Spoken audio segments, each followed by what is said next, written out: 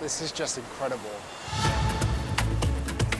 The Caribbean, a collection of 7,000 islands, set in shimmering seas, with some of the best beaches and marine life in the world.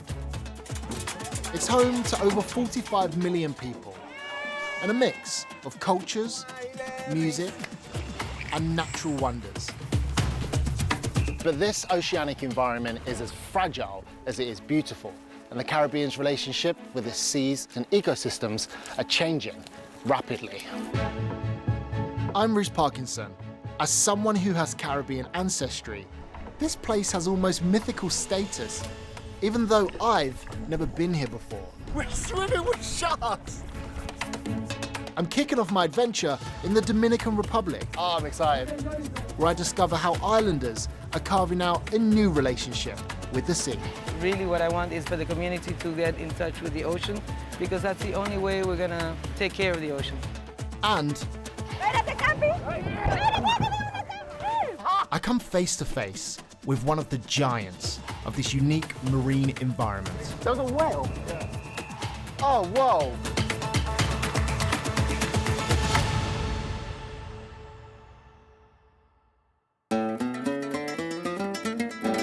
I'm starting my journey on the island of Hispaniola, shared by Haiti and the Dominican Republic. This is my first time ever in the Caribbean. I'm in the Dominican Republic, in the capital city, Santo Domingo, and it actually feels quite European. In fact, this is the oldest cathedral in all of the Americas, and it was built nearly 500 years ago. The Cathedral of Santa Maria la Menor, and much of the architecture here is the legacy of the Spanish, who arrived here by sea in the late 15th century, spearheaded by Christopher Columbus on his maiden voyage to the region. Spain became the first European colonizers in the Americas, whilst also decimating the indigenous Taino population. Centuries later, the Spanish legacy is still very strong.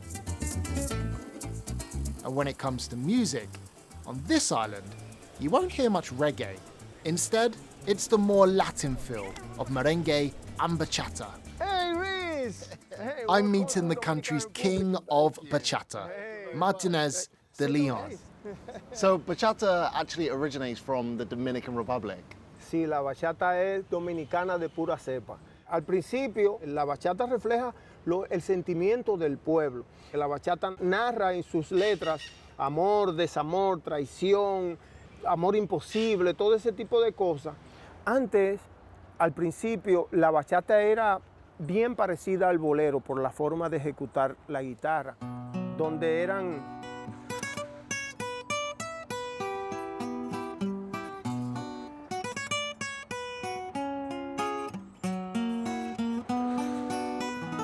Después vino la bachata con otro piquete.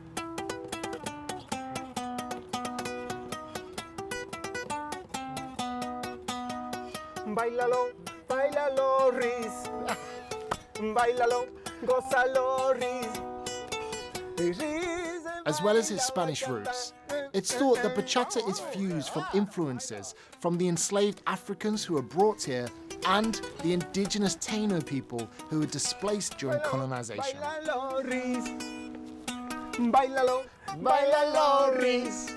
Its infectious melodies soon attract passers-by.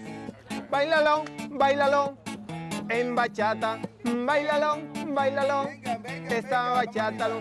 Báilalo y gózala, esta bachata. Mira Montilla, ¿cómo está? Con la bachata. Y Reece. Yeah, I think especially back home in the UK, whenever you think of the Caribbean, it's Barbados, Jamaica, St. Kitts. Con la bachata.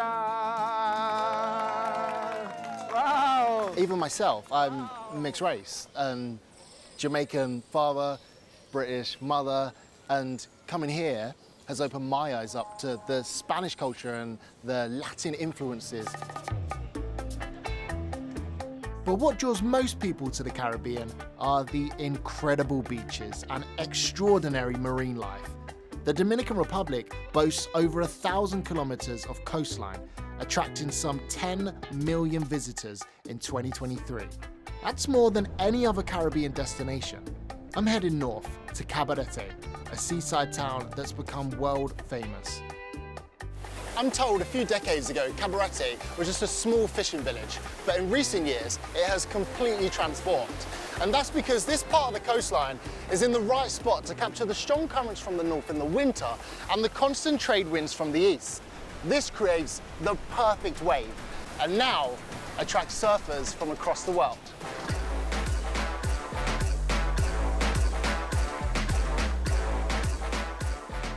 You can find every type of water sport here, from windsurfing to paddleboarding. And right now, Cabarete is hosting its annual global event, Masters of the Ocean. And I'm meeting the current champion, Brian Talma. Brian! What's the action, man? The action man! How you doing, man? Yes, brother. Respect. Oh, Respect. dude, Yeah, respect. Respect. So you're going for back-to-back titles this year. Well, I'm gonna try. You know, this event is amazing because we do all the sports, and all the sports I love: windsurf, kitesurf, foiling, everything. Originally from Barbados, Brian arrived here in the 80s, becoming one of the pioneers of water sports. Back then, there were literally only a handful of people taking part. This is essentially like your life. This is what you do every day. From when I was like 8, 9, that's all I did, surf. In Barbados, that's all I surf every day, surf, and then it went from surfing to the other sports. But the thing about it, it's pretty easy, and the sensation is amazing.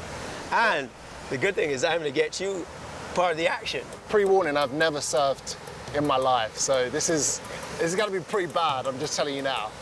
You know what it's like? It's just like getting up, waking up, standing up, look where you're going, and go for it. All right, come on then. Let's go, action.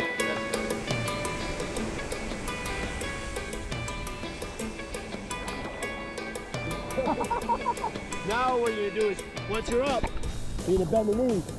Make sense? Yeah. It's always interesting when you try something new for the first time. Definitely one of those moments where you're outside your comfort zone. It's a lot more tiring than I thought it was going to be. After the first like 3, suddenly you get crashed into the water and then you're like, here we go again. And then you get back up. Brian's like, come back, Reece, come back. And you're like, okay. I couldn't have asked for a better teacher. I am a surfer. I am a surfer. You got up, you rode a few waves, success. Action. Thank you, dude. Action. Whilst adrenaline-fueled water sports are a key part of the championships, there's a wider aim: to engage the local community. Caribbean culture, for those that live in the region, hasn't always been based around beach time. Most leisure activities are targeted towards visitors. As tourists, we come over and we're like, of course we're going to try and surf, of course we're going to swim. You know, that's different. That's not the case for a lot of the locals. But organisers want to change that by launching initiatives that teach Dominicans water skills. I'm meeting the team coordinating the event, Patricia Geraldo and Marcus Bohm. So has the event brought more of the community into water sports? Definitely, I think the event really awakens the mind of the children and the youth, because of course they're looking to compete and they're looking to shine. We realized that 8 out of 10 children don't know how to swim, and we're an island surrounded by water on 3 sides, and it's an economy thriving on water sports. And we have a theory: if your parents don't know how to swim, there's not a culture of swimming. So you cannot change the adults' mind, but you can change the children's mind. They are training since a few years on swimming. Really what I want is for the community to get in touch with the ocean, because that's the only way we're going to take care of the ocean. Okay, Johnny, sir, está bien.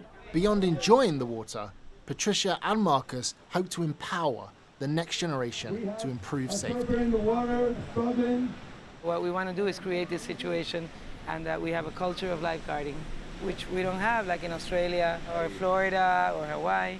We usually bring trainers from the USA or Canada, So we train over 70 lifeguards and we train over 20 lifeguard instructors. But our dream is to create a situation where we go island-wide. Un aplauso.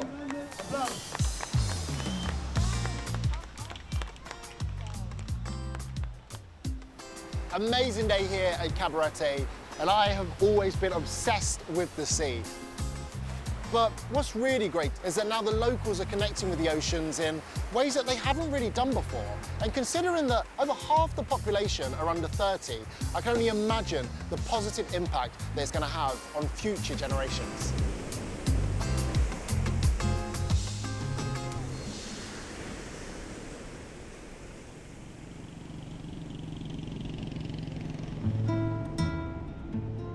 Next, I'm heading some 200 kilometers along the coast to Samana Peninsula, a thin strip of land poking out of the northeast of the island. And something else that stands out here is a distinctive wooden church and a little known history dating back 2 centuries. Hey, how are you? How are Wilfredo, you? Reece, good to the meet pastor. you. Ah, great to meet you. Y más en este año que vamos a celebrar nuestros 200 años como iglesia. Will Kelly, Pastor Jerlin Felix Diaz, and the congregation at St. Peter's Church are descendants of African-American former slaves. Having won their freedom, they opted to emigrate here from the United States at a time when Haiti, briefly, controlled the whole island of Hispaniola. When the Dominican Republic regained the country, much of the African-American population remained. Hi, Norma. Reece, good to meet you. This church has quite the cultural mix. Yes, that's right. My family, they came from Philadelphia, exactly, straight from Philadelphia to Samana, 1824. Around 300 people made that first journey by sea from the northeastern states, enticed by the offer of free land and a chance of a new life. Haiti's mission was to consolidate their power by boosting its population. The Haitian president talked with the United States president. Oh, I need some people like carpenter and bakery. They build boat fishing, agriculture. And my family, they felt happy when they tried to make deal with them. They say, no, let me try, let me go, because they don't feel so free. So clearly there wasn't enough opportunity in America for them to feel like they were going to really progress. So when they heard about this in Philadelphia and the first few hundred came over, not knowing the island, not knowing anyone here, I find that so profound that they were willing to take that huge life risk. Despite living on a Spanish-speaking island, this enclave fiercely clung onto their heritage, with some services held in English and the hymns they brought over centuries ago still ringing out. Give me the old-time religion. Give me the old-time religion. It's good enough for me. It was good for my dear mother. It was good for my I didn't expect to hear gospel in Dominican Republic, and the lengths that they have clearly gone through to pass it down generation by generation, the history that they have. They have so much pride in making sure that that part of their history and culture is still represented. And I mean, what a way to represent it than a church that's 200 years old. But the community who built St. Peter's were relative newcomers compared to some other locals who've been coming here for some 50,000 years. As you can see, there is the Atlantic Ocean. And these are some of the most important waters for sea mammals breeding in the whole world. The waters around Samana Bay are the most popular place for whale watching in the Caribbean. From January to March, whale season, tourists arrive in their droves. It's also where scientists can study the animals' behaviors. Hey! I'm meeting a team led by Rita Sayares and Marvin Del Cid from the Dominican Foundation for Marine Studies. Their work informs the country's marine policies. So today we're going to see the humpback whales and do some monitoring. So it's going to be an exciting day.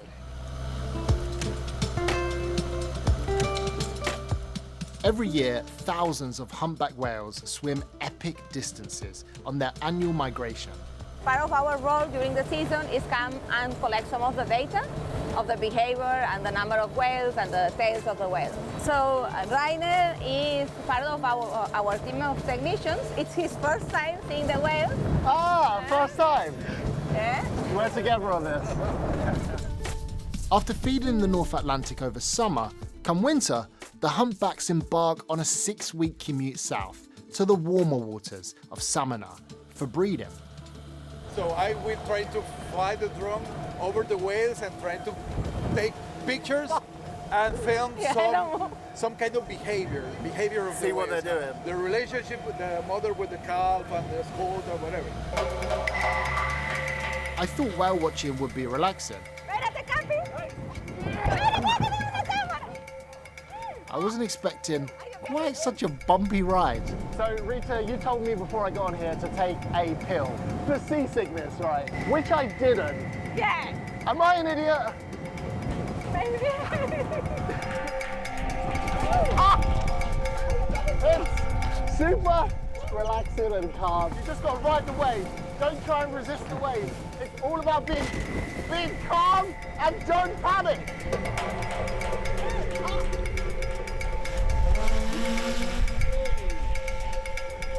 The vast majority of North Atlantic humpbacks are born in these waters.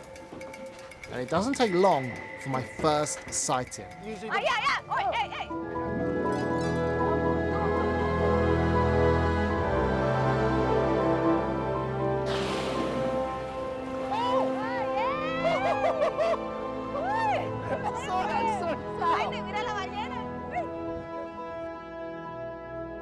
Some measure up to 60 feet long, almost the size of 2 school buses, and can weigh a whopping 30 tons.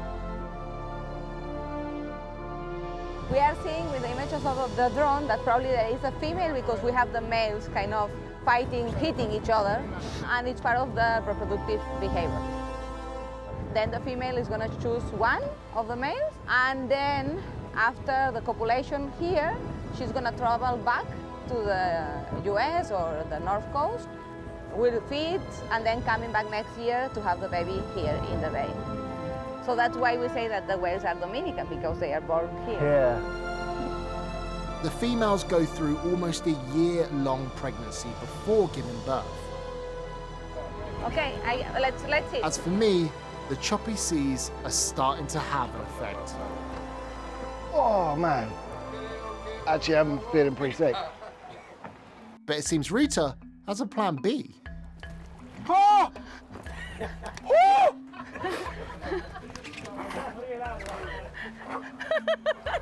Are you feeling better? What? I'm so sorry. I'm feeling so much better now, Rita. Thank you. Muchas gracias. Oh, okay. Right. Yeah. I'm back. Yeah. I'm back. While the conditions here proved a little rough for me, the bay's deep waters are perfect for humpbacks. In 1986, strict guidelines were put in to protect the area, and Samana became one of the first sanctuaries of its kind in the world. Humpback whales command deep admiration here, but there's another animal found in these waters that's perhaps been less well loved or understood until recently: the manatee. These enigmatic creatures are typically around 10 feet long and weigh about a ton. Studies into their behavior forms the bigger part of Rita and Marvin's work. Hola. And once I've got over my seasickness, I'm back to hear about their research. We started monitoring manatees in 2006 in Bayhaven. We were really worried about the number of manatees left in the country because we started to see that we had a lot of strandings of animals, like an average between 6 and 10 per year, that animals that were dying in the beach.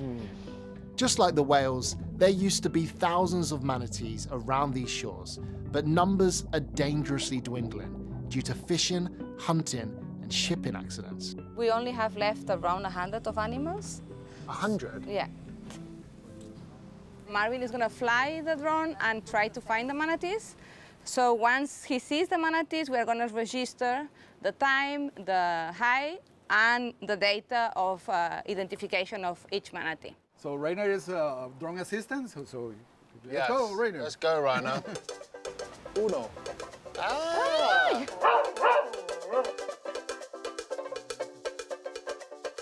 From above, the manatees are not as easy to spot as the whales were. He has a really good eye, and he has a really good eye too. Your eyes? Mine, they are okay. Hay otro manatí. Hay otro al lado. We have 2 manatees. Three. 3 manatees, yes. But you need This is to a count baby manatee. This is important that we found babies because, you know, they are reproducing. And you can see now the calf and the mom. You can see that they can be apart from each other, not too much, but when it's a new baby, it stays all the time with the mom, and now it can get a little bit far, yeah. Oh, you can see his face. Here, there is a population of 10 animals, more or less, 10 to 11 animals.